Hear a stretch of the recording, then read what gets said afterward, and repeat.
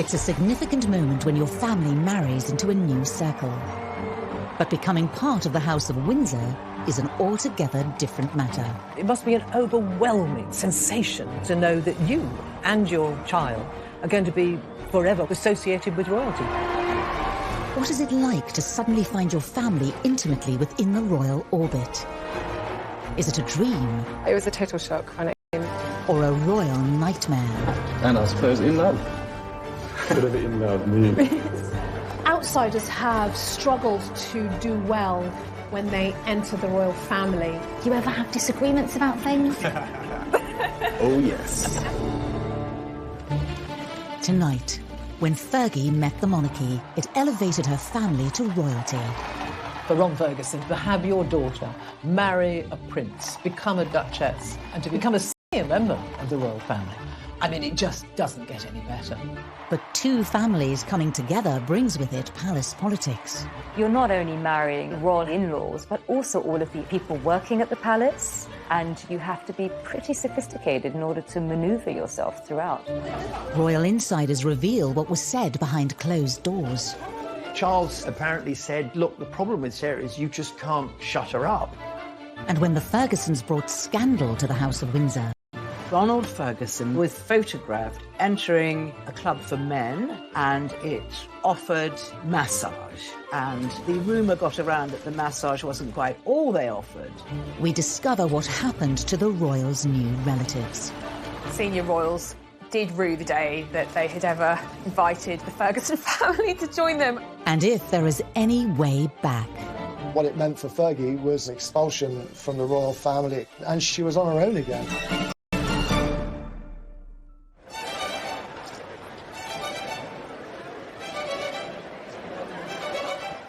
The love affair between Fergie and the monarchy began in the summer of 1985 at Ascot. As the royals prepared to return for dinner at Windsor Castle, an unsuspecting Prince Andrew was about to be set up on a date. Prince Andrew was in the Navy, he was still a bachelor, and I think that the royal family were quite keen for him to settle down. Diana said to the Queen, you know, I think it would be lovely if we could invite Fergie. She's a friend of mine, she's about the same age as Andrew. Both were good time gals and boys, and the scene was set at Windsor Castle with a lot of booze.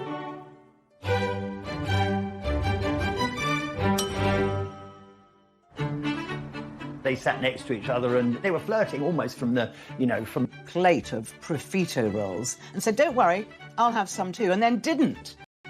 So I think she gave him a sort of playful slap, and I think that was really the beginning of their relationship. It was the start of a romance that would spark intense public interest in Fergie's family. She came from a very well-to-do family. Sarah's mother, Susan, married Ronald Ferguson when she was only 18 years old, and they had two children, Sarah, who's called Fergie, and her sister Jane. And they bought this beautiful house called Lowood, very near Ascot, in that very beautiful area full of rhododendrons and trees and houses hidden behind big gates. And that's where Fergie grew up. they always were aspirational. I think they had a feeling they were sort of almost minor aristocracy. For Sarah, in the back of her mind, she was always going to try to get a husband who was special and certainly rich. Even for the well-to-do Fergusons, Fergie's relationship with Andrew was a tantalising prospect. Ronald Ferguson was absolutely thrilled and delighted. 10 out of 10 for him. She couldn't have done better. Marrying into the royal family has to change things, doesn't it? Because it's that final bit of icing on the cake. But there are hurdles to clear for a royal bride-to-be, not least a stern examination of the family tree. Thankfully, when it came to the Fergusons, the Windsors didn't have to look too far from their own. Some people like to say that Sarah Ferguson was middle class, but she wasn't. No, oh, my God, to be thought of as a commoner, my goodness, no, they were very much upper-class English. The Ferguson family actually can trace their lineage back to the royal family. So Sarah Ferguson and Prince Andrew are very, very distantly related through Charles II, but not that that is much of a cause for concern for the royal family. In fact, they probably encourage that. It wasn't just shared distant relations that tied the Fergusons to the Windsors, but also their social circles. Ron Ferguson, Fergie's father, had mixed with members of the royal family for many years. He'd been in a very smart cavalry regiment. He'd ridden alongside the Queen on the Mall. He'd played polo with Prince Philip. And of course, he managed the polo lifestyle of the Prince of Wales. So they were a family that the Windsors were familiar with. Because horses and polo was such a big part of her parents' life, Fergie, in fact, met Andrew when she was around 3 years old. Of course, neither of them would have remembered, on the side of the polo field. So actually, throughout her childhood and adolescence, Sarah had a lot of exposure to the aristocracy and to the royal family. She was very much part of that crowd. Age of 13, her parents, Ronald and Susan, had separated. Sarah was at a pivotal age. I mean, those early teenage years, it can really mess with your head when things at home aren't the way you want them to be and aren't the way you expect them to be. She had this magical childhood, and then suddenly it all sort of folded. She talks about it herself, how that's when she started to feel very insecure and inadequate, and she blamed herself for the breakup of her parents' marriage. In 1975, Sarah's mother Susan left the UK to start a new life with a new man in Argentina, leaving Sarah and her older sister Jane to be brought up by their father. As Sarah grew into adulthood, Ron Ferguson's influence on her would be profound. After Sarah's mother ran off to Argentina, she became quite a daddy's girl. I think she got a lot of strength from having her father solidly behind her, and he was very good with her. I mean, she approached everything full-throated, full throttle, went for it, in very much the way that Major Ferguson, as he then was, would have done. Ex-soldier, lived life at the charge, if you like. And so there's sort of a resolution that she took, that she was going to find Mr. Right and settle down, and the marriage would be for keeps. With Ron Ferguson's sense of determination running through her, Fergie's pursuit of happiness had now led her to her dashing prince. As their courtship blossomed, it was soon time for Andrew to take the relationship to the next daunting level.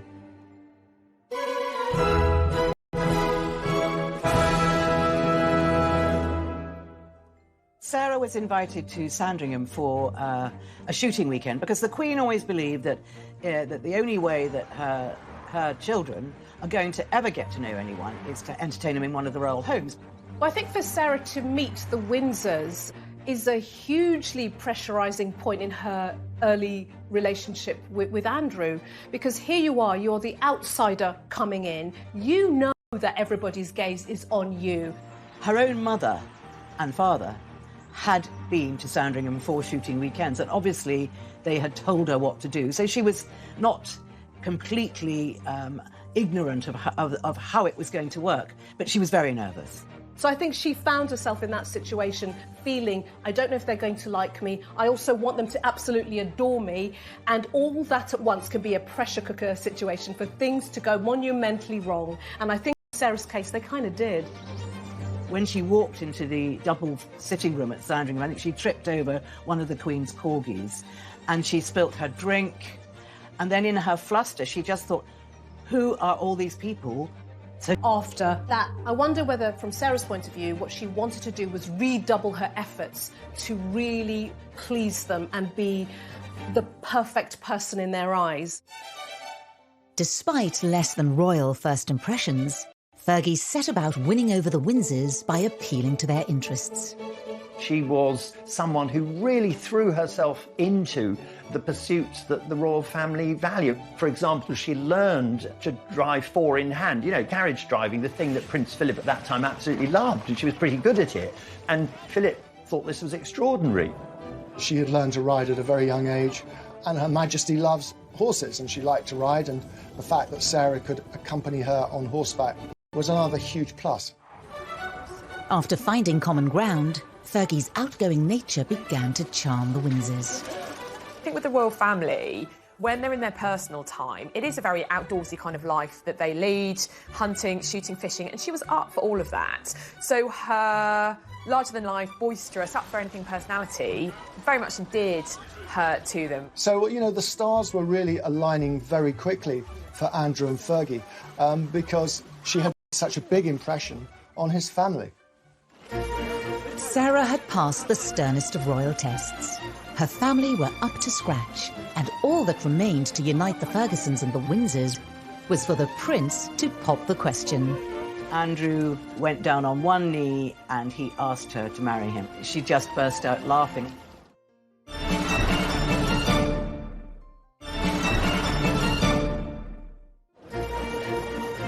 By February 1986, Sarah Ferguson had been dating Prince Andrew for less than a year. After a whirlwind romance and winning over the royals at Sandringham, Fergie was whisked away to Scotland, where Andy had an important question to ask her.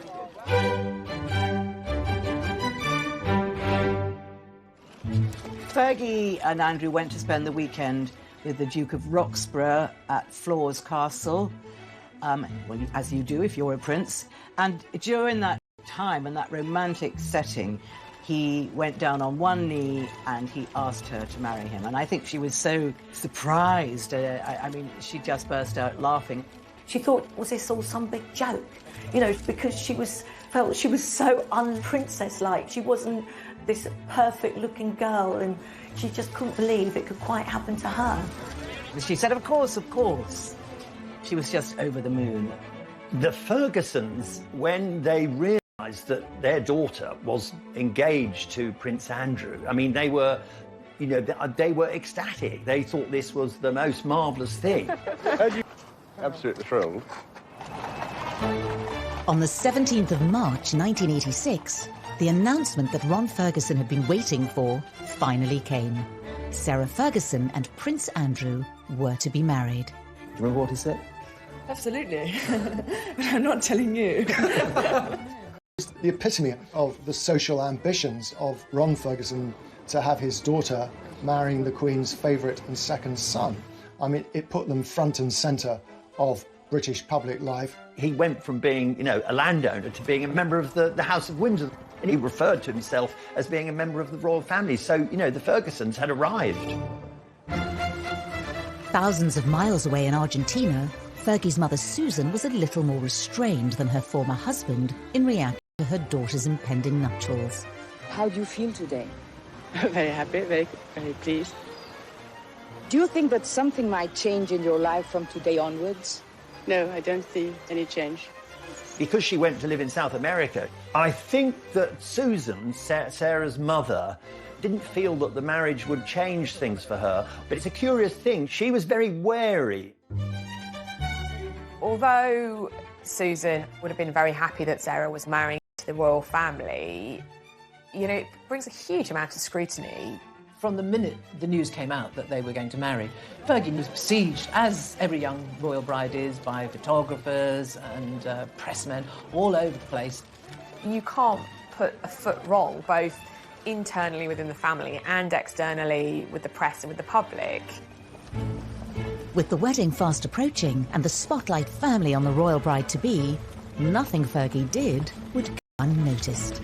A girlfriend rang me, and I remember I was still in bed and said, "You will not believe I've got the most amazing story."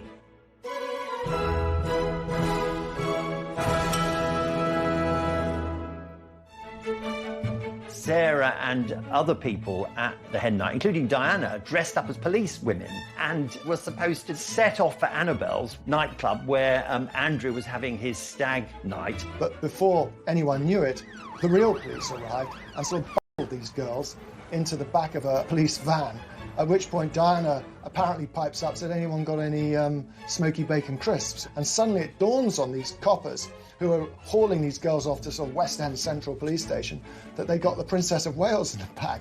And, oh my God, it's Sarah Ferguson, the royal bride-to-be. Obviously the girls were let out, nothing happened, but the night was still young. So Fergie and Diana decided to make their way to Annabelle's. At that time, Annabelle's nightclub in Berkeley Square was the most exclusive. On the floor, bottles of champagne were being fired in every direction. I mean, it was a bit of a riot. What the girls then did, as Prince Andrew was coming back from his stag do, as he was about to enter Buckingham Palace, they got the policeman to stop him getting in. And Prince Andrew then started reversing back. I mean, this is one hen do I wish I had been on, let me tell you. Fergie's A blowout as a commoner did not go unnoticed behind palace walls. Fergie found it so funny, but sadly a few of the royals, weren't laughing so much, and they did get in quite a bit of trouble about it. It was a hint that there might be rather vulgar side of Sarah, and vulgarity is something the royal family, the House of Windsor, really don't like because it leads in all sorts of dangerous directions. Ron Ferguson, of course, would have said, well, she's very much a chip off her father's block. He loved mischief making, and if it helped his daughter relax ahead of the big day, then I think he'd have been very much in favour of it. On the 23rd of July 1986, the big day arrived. With her father by her side, all eyes were on Fergie as she prepared to become the Duchess of York. Fergie herself, she was very nervous, but she had her father at her side in the coach going to Westminster Abbey, and he just made her laugh and told her jokes all the way there. It was huge. Andrew was fourth in line to the throne. He was the favoured son. And so, this had to go really, really well. The focus was also on the Windsors and how they would accommodate Fergie's fractured family.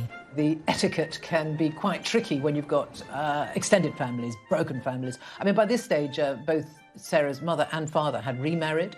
She had half-sisters, half-brothers. Were they all going to be invited? Was it OK? Is divorce still a dirty word in the royal family? The other thing to remember is the fact that Fergie's mother had married an Argentinian. That was obviously a discussion at the time. It wasn't that many years since Britain had been at war with Argentina over the Falkland Islands. So there are all these sort of minor diplomatic niggles in the background which could affect, if you like, sort of the long-term integration of these families going forward. But things have moved on by this time, 1986, and both her mother's partner, Hector, and Ronald's new wife, also called Susan, were invited. And in fact, actually, her half-brother and half-sister from her father's new marriage, they acted as page boy and bridesmaid. So it was very inclusive. It was very forward-thinking of the royal family to embrace them at that stage, because it was relatively new at the time in the UK, where you started having these more complicated family structures, and very much in their interest in terms of the royal brand. With the Ferguson family warmly welcomed, Fergie relished the day that she finally became a royal. I remember her saying to me, the little girl that used to play tag with Andrew was now marrying her prince. And he was her prince. She truly loved the man, and she couldn't quite believe it. You couldn't take that smile off her face. It was almost a sort of, yeah, I've done it. Here I am, right up here marrying the Queen's son in full view of everybody. I think there was a sense of triumph about her in many ways, but also a sense that it's unbelievable, isn't it? It's me. It's just me, Fergie. The day was just as exhilarating for Ron Ferguson as it was for his daughter. Major Ron had been up half the night, walking up and down the Mall, because everyone was partying there, and he just wanted to drink in the atmosphere. He was licking his lips at one point. He was very much focus of attention, as well as Sarah, and his whole family were the focus of world attention. And it was like, this is the stamp, this is the seal of approval for the Fergusons. He'd been part of royal circles for a long time, but to have your daughter marry a prince, become a duchess, with all the grand ceremonial at Westminster Abbey, and to be included in the royal family, become a senior member of the royal family, I mean, it just doesn't get any better. The union of the Fergusons and the monarchy was now complete. All that was left to seal a perfect day was for the royal couple to make the traditional balcony appearance in front of thousands of well-wishers. At the end of the wedding, that afternoon, there was just a hint that all might not be well, because they did a very strange thing. They did this odd business of kind of working the crowd up, almost like they were a sort of musical entertainers. The crowd were chanting kiss, kiss, kiss, and Sarah was sort of conducting and orchestrating this. Well, I think there's a fine line between sort of exuberance and sort of being over the top. And Fergie strayed too often into the over-the-top realms. She somehow just didn't know when to sort of throttle back. The senior royals standing alongside There was an uncomfortable feeling about that. Again, the word is, it was slightly vulgar. So, although the wedding itself was good, there was a hint of trouble to come. The honeymoon period was to be short-lived, as the daggers would soon come out for Fergie. Charles apparently said, look, the problem with Sarah is you just can't shut her up. Then her father brought shame on her royal in-laws. Ronald Fergie offered massage, and the rumour got around that the massage wasn't quite all offered. And the Fergusons' royal dream quickly turned into a nightmare. Fergie knew she had to face her mother-in-law, and the Queen was absolutely furious.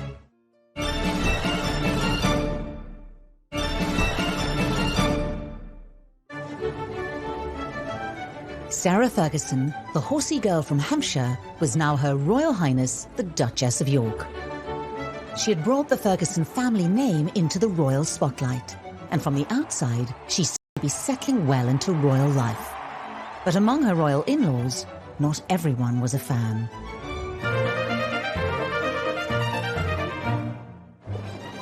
Anne was probably the only senior royal who, right from the start, was very wary of Sarah. I mean, she called her the outsider. One of the problems for Anne was that she was outranked by Sarah, and officially at least, strictly according to protocol, she should have curtsied to Sarah, and that was never going to happen.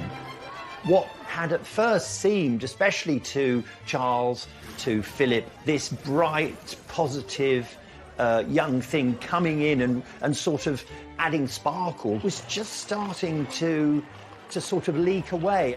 Charles apparently said, look, the problem with Sarah is you just can't shut her up. She could be fun some of the time, but just not all the time, because it was giving them a headache. The Queen was the one person who, you know, remained steadfastly loyal and absolutely loved being in the company of her daughter-in-law, far more than she liked being with Diana. Fergie loved dogs, Fergie could ride, Fergie could do everything that Diana couldn't do. Sarah's husband, Prince Andrew, returned to sea, and Fergie had to leave her old life as a Ferguson and navigate the new world of the Windsors by herself. Whenever you marry, you also marry the family to a certain extent. But when you marry into the royal household, it's a completely different level, because all of a sudden, you're not only marrying into the in-laws, but also all of the advisors, the people working at the palace. It's like a huge corporate structure. There are different factions, different agendas, and you have to be pretty sophisticated in order to maneuver yourself throughout. I think she felt quite trapped by the grey men at the palace who didn't like her. I mean, the fact that the Queen was her ally wasn't really enough, because the Queen didn't get involved in the minutiae of Fergie's everyday life. So she was under the control of the palace, and they didn't like her. They saw her as too extravagant, too loud, too flamboyant. In a certain manner. That wasn't Sarah. Sarah was this huge, bubbly personality. People think that living in a palace, wow, how glorious being this princess. She wasn't. It was the reverse. It was very bleak, it was very lonely, and there was no escape from it. Well, both Fergie and Diana fell foul of the system. So, you know, every 20 minutes you've got an appointment and you have to keep that appointment, and you can't be late, and you've got to be dressed a certain way, you've got to speak a certain way, and you've got to deal with things a certain way. And if you step outside of the system, you're in trouble.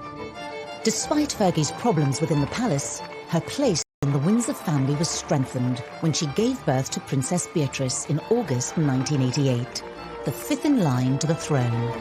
So, after 4.5 days, the York family, and now we can call them a family, left the Portland hospital. But who does she look like? Is it her father? Or is it her mother? House of Windsor or House of Ferguson? Well, only you can decide that. Ferguson blood is now part of the royal lineage. It kind of cements that relationship between the in-laws, in this case the Fergusons, and the royals. 2 years later, another baby, Princess Eugenie, joined the York family and became sixth in line to the throne.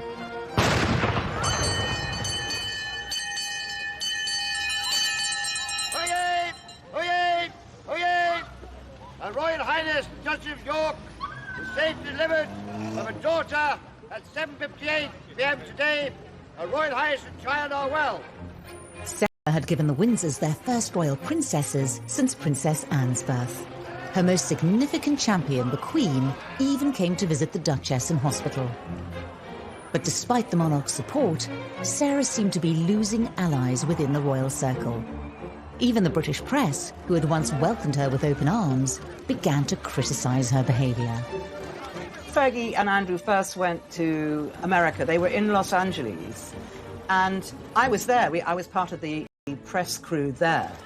I would just remember they were at this very big conference, and Andrew was giving a speech, and then Fergie got up and gave a little speech. Sarah, and I know against advice, wanted to make a speech, which, the wives of royals wouldn't normally do. It's breaking with protocol. But she insisted. At last, I have the turn to talk. All these men around here. Love you. I'll see you later. That phrase, it was only a joke, but it had a sort of sexual connotation, which is a complete no-no.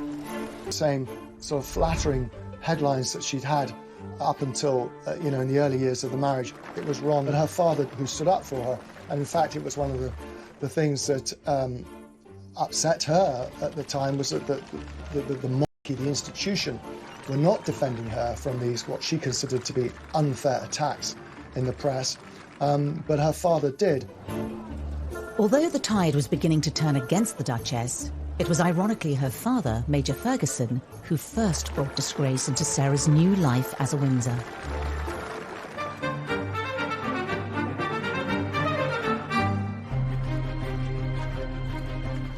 Well, in 1988, there was a huge scandal about Ronald Ferguson being photographed entering a club called the Wigmore Club.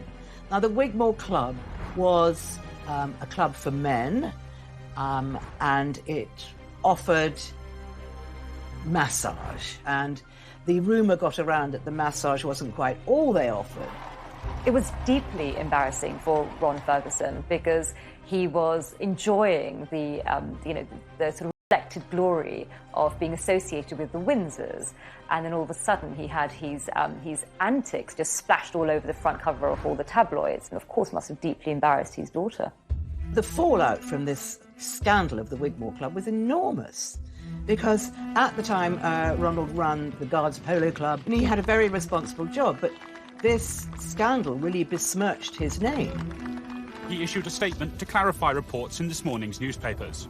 In it, Major Ferguson said, "I have not been sacked and I have not resigned, but I was not re-elected and was not prepared to accept the alternative position." Prince Philip, who was president of the club, refused to help. He kept asking to meet Philip and his daughter's father-in-law, and Philip refused because of the associated kind of taint.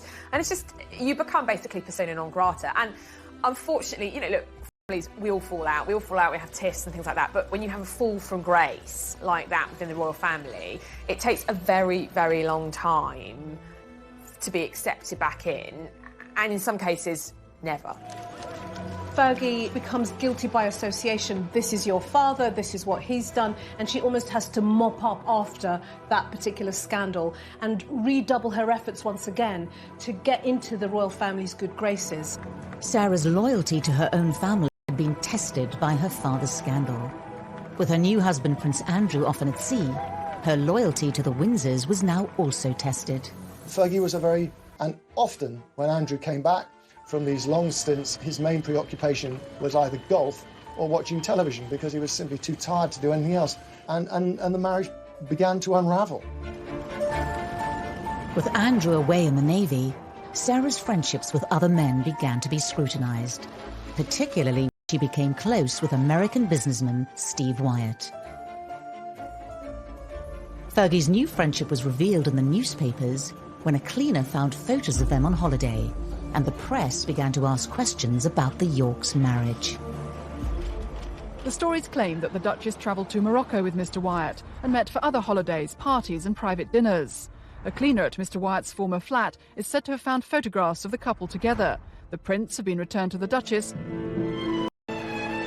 It wasn't an obvious example of definite proof of infidelity, but, you know, it was pretty close. Typically, the attitude towards extramarital affairs in the upper echelons of society, the aristocracy, the royal families, is that they're tolerated. But I think the sort of cardinal sin is when they are made public and when they are under public scrutiny. It's really the damage that was caused as a consequence of the exposure that was the issue. When the scandal broke and the Queen was made aware of what was going on, I think she did put her head in the sand a bit. I think, you know, the Queen doesn't like moral confrontation, and I think she always thinks, well, a little bit like her mother, that if you ignore something, it just might go away. But the household are the ones that are responsible, and they felt very, very concerned about this. The Duchess was becoming tabloid fodder, forcing the Windsors to take action. After a difficult Christmas at Sandringham in 1991, Andrew and his family were called to a Windsor family summit. The summit early in 1992 was called by the Queen's private secretary, Robert Fellows. All the principal players, as it were, except Sarah, were there: the Queen, Prince Philip, Charles, and so on. And Robert Fellows, one of the Queen's closest advisors, he laid out before them the situation that this broken relationship between Sarah and Andrew was becoming the stuff of the tabloids. Something had to be done. Separation was a huge step forward, and one which the Queen must have been deeply saddened about, but they clearly needed a break from each other because things were not happy. But I think the Queen was as baffled as the rest of us as to why it had come to this. Sarah had to decide to either make the marriage work or move on. In March, the Duke and Duchess announced their separation. The Yorks' apparent separation role and future as a divorced Duchess of York will take the royal family into uncharted waters. I remember sitting with Fergie, having tea, I think, and she was trying to describe, she said, I just couldn't be in that royal world anymore. She was on her own again, and who was there to help her and pick up the pieces? Well, her father and the Fergusons. They were really the only people she had who she could turn to. The Ferguson family's union with the Windsors seemed to be coming to an end, but worse was in store for the Ferguson name.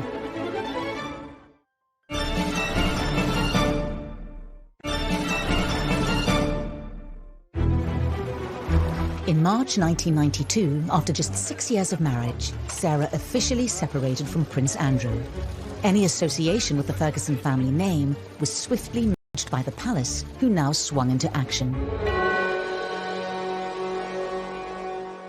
After the separation was announced, all Sarah's formal appointments, all the events that she was booked for, they were all cancelled. Fergie's royal life stopped. Once you've stepped across a certain line, you're cast into outer darkness, and that's what happened to Sarah. The press speculated that Fergie could re-enter the Windsor fold by somehow repairing the marriage. Then rumours began to circulate of a new man in her life, John Bryan. Fergie was in a very distraught state, so her friend of the moment, who was her financial advisor, supposedly, John Bryan, decided, let's get away from it all. I'll rent a villa in the south of France, and Fergie and I will go there with the children and the nanny, and we'll just have a break. But unfortunately for them, photographers found them immediately. Unknown to Fergie and John Bryan, they had been caught by the paparazzi. Sarah later flew to Balmoral to stay with the royal family on their annual summer break. The morning's newspapers are all laid out on a side table in the breakfast room in Balmoral, and that morning's newspapers were filled with pictures of Sarah Ferguson. She was caught lying in the sun with this guy, apparently sucking her toes. I mean, he claims, as if it makes any difference, he was kissing her toes. Anyway, unbeknown to Sarah, the newspapers had got photos. Paparazzi had taken these pictures, the newspapers got them. These are the pictures that the Queen and her son, the Duke of York, will have seen at the breakfast table at Balmoral this morning. An intimate series of photos showing her daughter-in-law and his wife, topless at the poolside in the south of France, kissing a Texan millionaire. The Queen's granddaughters, 5th and 6th in line to the throne, are pictured standing by watching. self-confident Sarah when she saw these pictures. And apparently Prince Philip came into the breakfast room, picked up one of the papers and just threw it in front of her and walked out. Fergie went up to see the Queen because she knew she had to face the music and face her mother-in-law, and the Queen was absolutely furious, apparently. It was the Queen's daughter-in-law. It was so embarrassing. Fergie had shamed the Ferguson and Windsor names and left Balmoral soon after. Duchess of York left Balmoral Castle today using a side entrance of the royal estate to drive to Aberdeen Airport. Her two daughters, Princess Eugenie and Princess Beatrice, were with her. No longer the luxury or privilege of an aircraft of the Queen's flight, for the Duchess just an ordinary scheduled flight to Heathrow. After the toe-sucking incident, the Windsors, they really want nothing to do with her. Famously, Sarah sent flowers to Princess Margaret, who sent them back with a note saying, "You're an absolute disgrace to the family." The Windsors' union with the Fergusons seemed to have run its course. The Major was subsequently let go as Prince Charles's polo manager, a role he had held for 20 years. The only member of the Fergusons who seemed to remain in the Windsors' good books was Sarah's mother Susan, over 6,000 miles away in Argentina. Fergie's mother actually, surprisingly, kept up a good relationship with Prince Charles, and he in fact wrote a foreword to a book that she wrote on polo. Sarah's father also wrote a candid and revealing book called The Galloping Major. Ron decides to publish his memoirs. I think he had been so stung by what had happened to him. I think he felt it was time he got his side of the story out. So we got from this book his sense of dismay at how he'd been treated by Prince Philip when he'd lost the Guards Polo Club, and then his real sense of absolute bitter disappointment at Prince Charles, who he counted as a close friend, for the way that he was sort of dispatched from his job as his polo manager. He just thought he'd been thrown to the wolves. And he was extremely hurt. After all, his grandchildren were royal, and so he was linked to them. But, you know, so I think it was a very sad moment for him, you know, after years of loyalty, that he was completely thrown out. Once you're out in the cold with the Windsors, you don't come back, no. Fergie was out of the royal family, and divorce proceedings began between her and Prince Andrew. But as the mother of the fifth and sixth in line to the throne, she still had to navigate the world of the Windsors.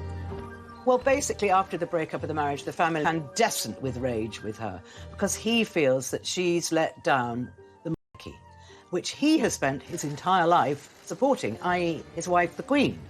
And in a few years, Fergie had reduced the reputation of the monarchy to shreds in his mind, and he was absolutely not going to put up with it. And he said to the Queen, "She is not coming here. She's out. I don't ever want to see her again." In the wake of Sarah's divorce from Andrew, the custody of the two Windsor princesses became an issue. The Queen is being advised that a quick and clean divorce is now needed to protect the monarchy itself, as the marriage of her second son falls so publicly apart. The Queen is reported to be determined that her grandchildren, Princess Eugenie and Princess Beatrice, should remain within the royal family, even if the Duchess decides to live abroad. It was put forward as a serious suggestion by the House of Windsor, by the royal family, largely because they feel they should be always in control, that they, or rather Andrew, would have custody of the children, and Sarah would be not exactly pushed away, but she would have visiting rights. And I know at the time, Sarah's father was absolutely outraged and spoke to the press of his horror. He outspokenly defended his daughter when there were suggestions in a newspaper that she may lose custody of her children as part of a divorce settlement. I think it's absolutely monstrous and quite unbelievable that there should be these suggestions that she should. I think it's hurtful, it's desperately hurtful, and I think it's inhuman and cruel. Sarah and Andrew eventually agreed to co-parent their children. But for the two royal princesses, Windsor family gatherings had to continue. Your children become the royals' children, and that meant Christmas at Sandringham with Prince Philip, the Queen, and all the other members of the royal family. The Queen loved having her grandchildren around her, but it did present a major dilemma for Fergie, because Fergie was not invited. Fergie would be offered the house on the Sandringham estate. She would stay at Wood Farm, and the children would go to the big house and be with their father and mother, and they found this a little difficult to understand. I think it was Beatrice that said to her mother once, "Aren't you good enough for them? Mummy, I don't understand." So it was all a little awkward and very sad. Ron, of course, found this quite monstrous, the way that his daughter was treated. He felt that the Windsors had really been very cold. In 2000, Major Ron lashes out at Prince Philip for not inviting Sarah to Christmas Day lunch at Sandringham.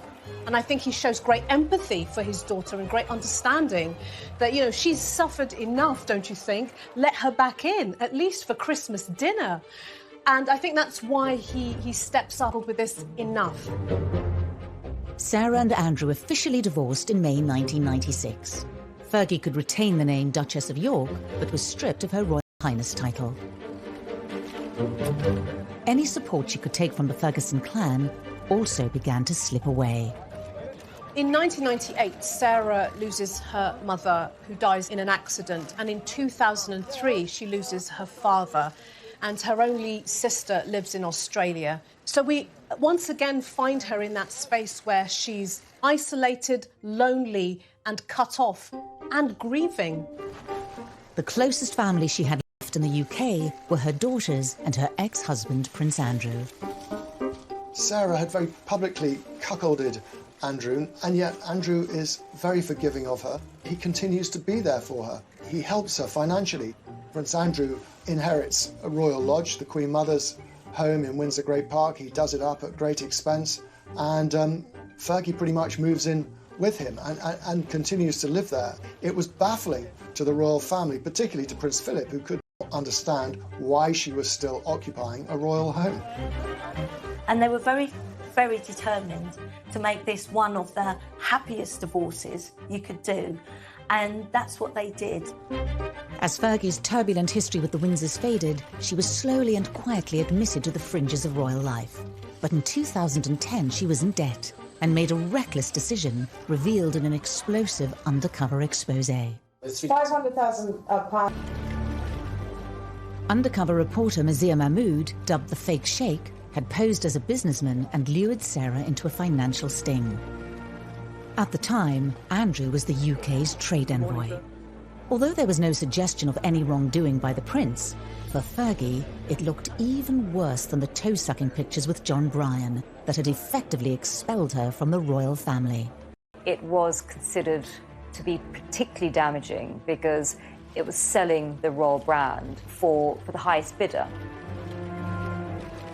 And when that news story came out, it did damage the brand of the Windsor tea or coffee or a meeting. You just, show them the money. I don't think the royal family could envisage a worse betrayal than someone selling access to them. Well, I think probably the senior royals did rue the day that they had ever invited the Ferguson family to join them. The fake sheikh business was one of the low points in Fergie's life. It looked like Fergie had really gone too far this time and had burnt her bridges with the Windsors for good. Could there ever be a way back into royal life?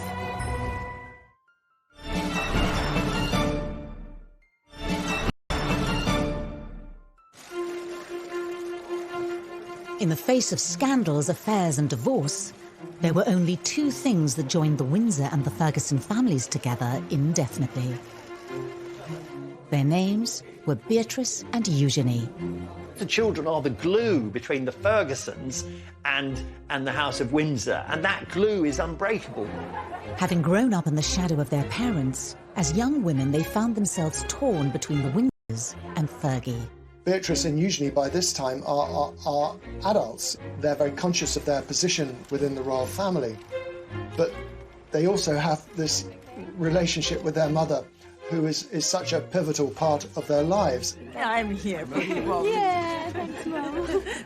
I see myself as a mini mommy. So I kind of have this sort of image that anything you could do, I want to do better. So I want I have to tell you, that's easy. The product of two strong but very different families, they would ultimately have to pave their own way. Their mother, Fergie, was once again out in the cold. Sarah, why did you use Prince Andrew's name to further financial gain? Her scandal with the fake sheikh was a step too far for the royals. She needed to get away from the UK and flew to America to film a series called Finding Sarah, where for a reported fee, she publicly examined her behaviour. I can't get over the stupidity of me, you know. The first person who said it was my father-in-law.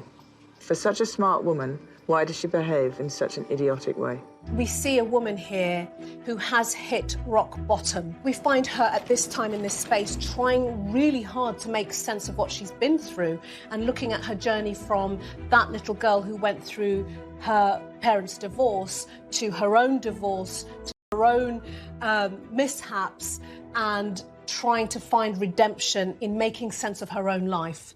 Back in the UK, Andrew was making sure his second son and the spare, not the heir, has been very exercised with the role and with the standing of his two daughters. The young women constantly had to walk the tightrope of being a Ferguson with their mother and a Windsor with their wider family. It's almost a sort of split world. The wild side of them can come out when they're with Sarah, and it certainly does. And then the restrained side, they perform for the royal family. The Queen loved Eugenie and Beatrice. They've done terribly well, considering the hot water that their grandfather and their mother and father have got themselves into. This tug of war for the princesses reared its head in the most public of settings. In 2011, the royal family came together to celebrate the wedding of Prince William and Kate Middleton.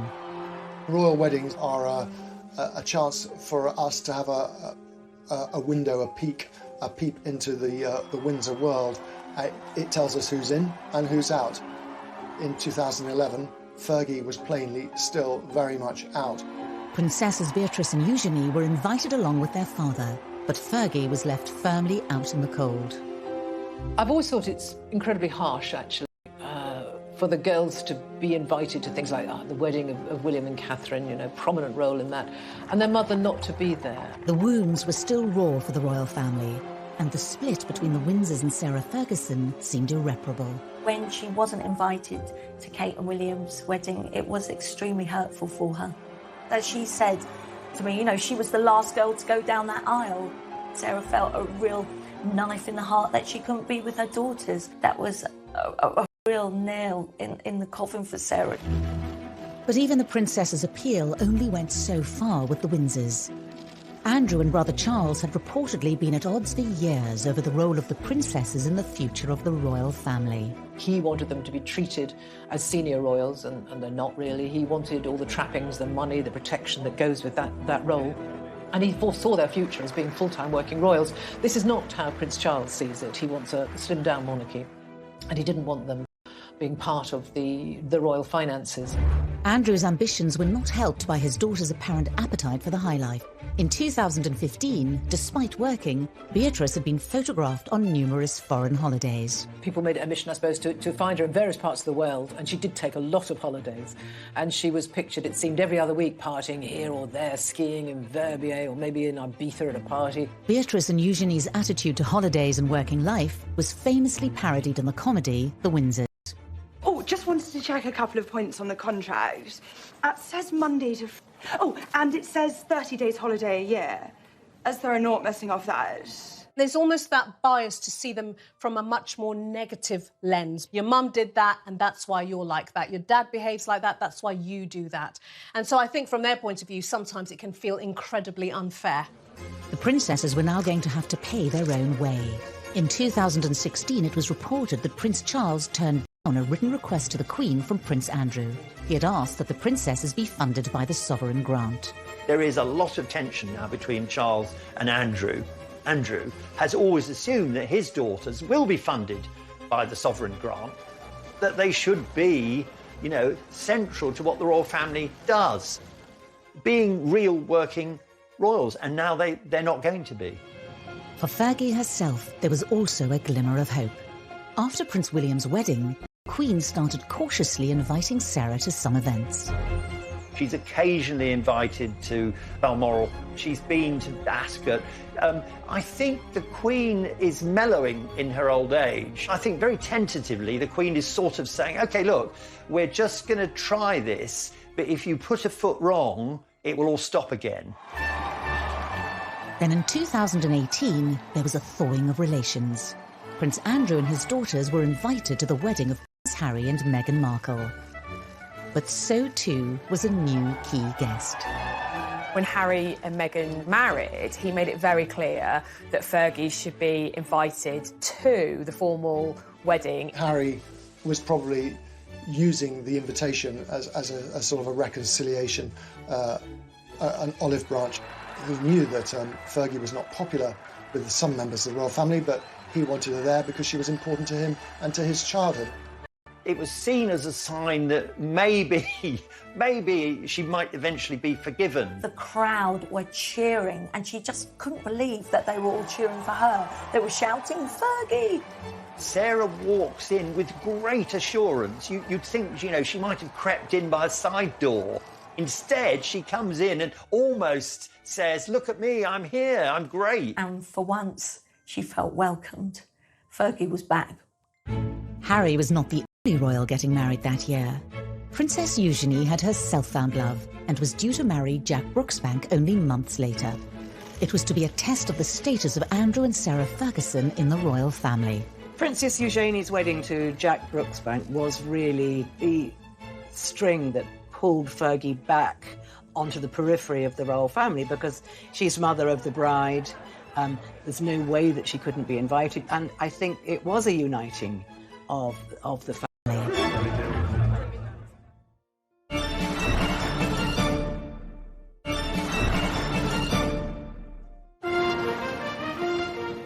St George's Chapel in the heart of Windsor Castle was a fitting place for a wedding of a princess.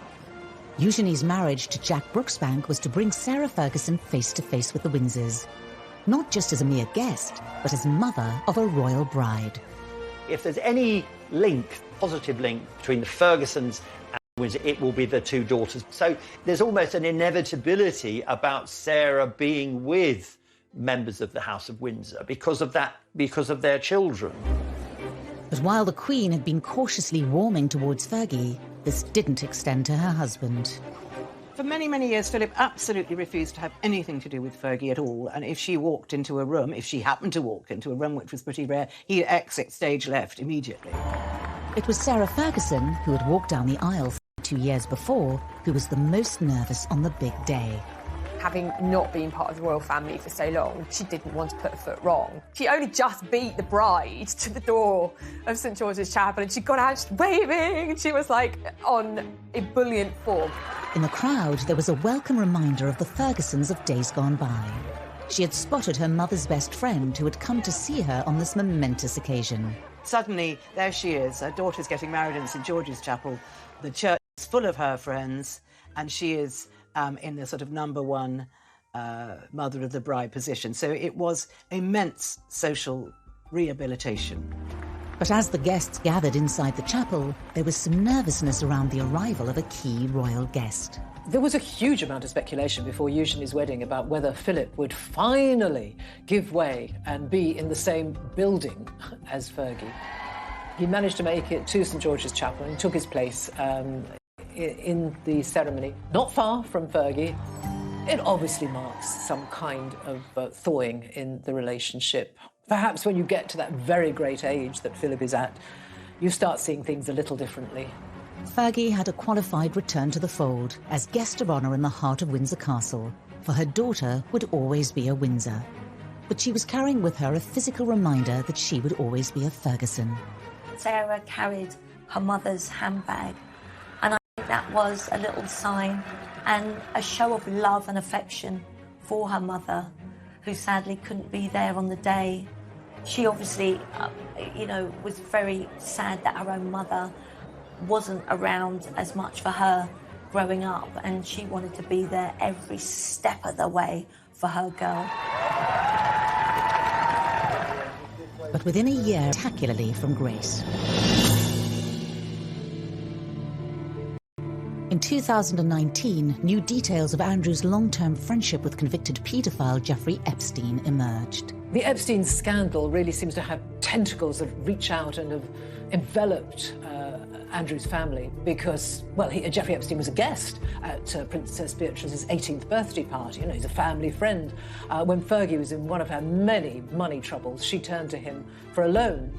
So it's very intertwined, really. He decided to do this interview. He'd only just told the Queen he was going to do it. It was the wrong move. Do you regret the whole friendship with Epstein? Now, still not. And the reason being is that the people that I met and the opportunities that I was given to learn, either by him or because of him, were actually very useful. The thing is, he didn't know what to do, whether to do this interview or not. Beatrice actually advised him to do this, thought it would be best if Andrew spoke openly, as honestly as he could, and from the heart. But it just was a total disaster. Just the worst interview I think anyone has seen. It was to be a scandal too far for the royal family and for the Queen. 4 days after he was interviewed by Newsnight, Andrew gave up his royal duties. There's no template here. He can't stop being the Queen's son. He can't stop being a member of the royal family. All he can do is no longer represent or work for that family. The tables had turned. After years of Andrew standing firm in the face of Fergie's scandals, it was now his ex-wife who was supporting Andrew as he found himself distanced from the Windsors. There's this huge loyalty, which I think actually comes from, Fergie's side of the family. This great loyalty that their father instilled in them. It's a very strong trait in Fergie and the two children. 2020 was to be a new era for the family. For Fergie, none of her family were any longer working royals. She's carved out her own career. She goes from project to project now. I mean, her latest project is writing, or co-writing, a Mills and Boon romantic thriller. Sarah has taken to Twitter to reach an audience for her debut novel, promoting it in what looks like a home video. Follow your heart, but do you dare? Lady Margaret, she loves to ride side saddle. She's strong, she's rebellious, she's courageous. It's based on a long-distance Ferguson family relative, someone who wouldn't conform to society with red hair. I wonder who she will attract the ire of the royal family, who she has really worked hard to get back and integrate herself in. It may not only be in fiction that Sarah Ferguson is thinking about romance. Fergie and Andrew's close relationship has fueled rumours that they could retie the knot. Will Sarah and Andrew marry again? Will they remarry? Never say never, that's what I'd say. I'd love it if they did. I think the girls would love it. Whether they will or not is another thing. But much water has passed under the bridge since the heady days of 1985. With the Windsors, even moments of reconciliation will never mask the fact that for Fergie and Andrew, things will never be the same again. I think Andrew and Fergie are the most married divorced couple that I know of, but real marriage? No, not a chance in hell. She doesn't want to get back into the straitjacket of royal life. She wouldn't be accepted anyway. There's no place for Fergie. As Fergie, Prince Andrew and the princesses look to the future, the Ferguson name may not hold the same power as it did. I think now it's Andrew and Fergie, really, who are the royal outcasts. I would suspect that the royal family are rather hoping that Andrew and Fergie will sort of quietly fade away without any more embarrassments. One thing is for certain, in royal circles, Fergie will never be forgotten. Fergie would never be free of the Windsors. The Windsors were never going to be free of Fergie. However much some members of the royal family and maybe the establishment and maybe the grey men at the palace may want to permanently distance Fergie from the monarchy, it won't happen because those two royal princesses are the bond between the Fergusons and the royal family. They really do bring the royal family together, and that is thanks to Sarah, because she's been the most wonderful mother to these girls. They will remain in the public eye. They will remain of public interest. And so that bond will never be severed.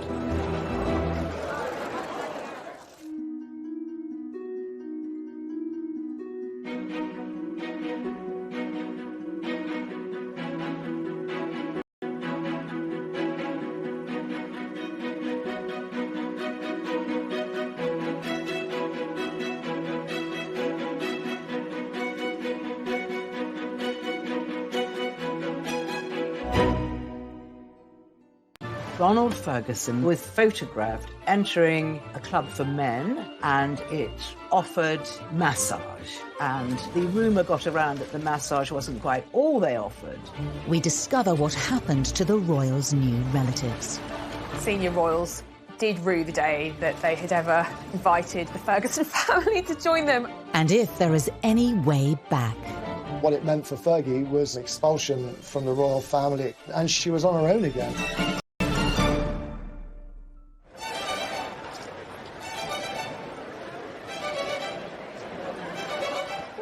The love affair between Fergie and the monarchy began in the summer of 1985 at Ascot. As the royals prepared to return for dinner at Windsor Castle, an unsuspecting Prince Andrew was about to be set up on a date. Prince Andrew was in the Navy, he's still a bachelor, and I think that the royal family were quite keen for him to settle down. Diana said to the Queen, you know, I think it would be lovely if we could invite Fergie. She's a friend of mine, she's about the same age as Andrew. Both were good time girls and boys, and the scene was set at Windsor Castle with a lot of booze.